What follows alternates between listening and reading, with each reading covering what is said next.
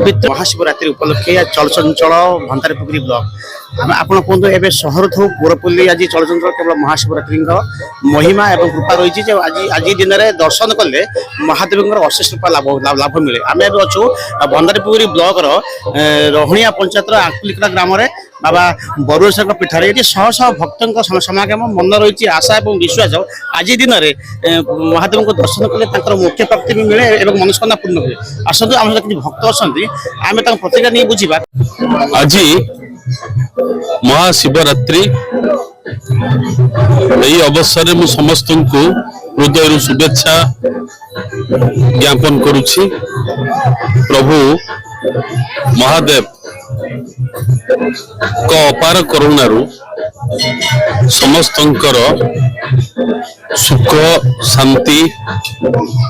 बजाय रहू। आज जो जागर यात्रा आम देखुं अनुष्ठित बाबा गोटेश्वर महादेव प्रांगण अनुष्ठित होती आज नुह दीर्घ वर्ष पूर्व बोधे आम जन्म ना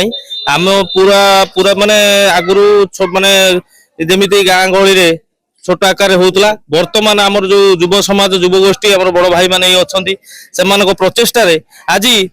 जो जगह देखुं आपण मैंने भी देखुं बहुत लोक समागम आज सका भोग करके जाइए 300-400 आज 600 लोक भी खाद्य आम खाद्य व्यवस्था थिला समस्ते खाद्य अव्याहत रही जाइए आ बहुत खुशी लगुच आम जो युव गोष्ठी द्वारा आगू किपरि भाव में ये जो जागर यात्रा आहरी भल हो पार आहरी उन्नति हो पार आम बाबा गोठेश्वर को निकट प्रार्थना करुँ अतुट अच्छी सबू गाँव लोक मैंने जमी 100 वर्ष आसुले आज भी ये आबू गाँव महादेव मंदिर हवा सत्य अतीत नाला ये आसुले कि बाबा गोटे अलौकिक पीठ ये अतीत माने लोक अधिया पड़ुले रोग वैराग भल होता विभिन्न मानसिक पूरण होता ये गोटे साधारण आस्था विश्वास प्रतीक हुंकार बाबा बरुणेश्वर अच्छा बाबा बरुणेश्वर कृपार जहाँ सब चलती बरुणेश्वर पीठ आकुलिकणा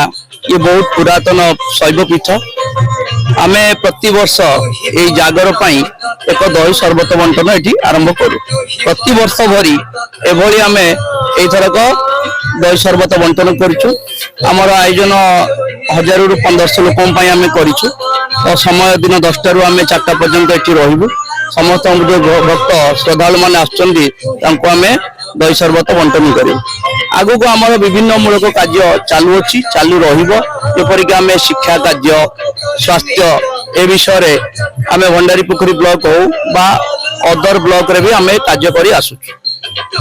ठाकुर महिमा नरं को अगोचर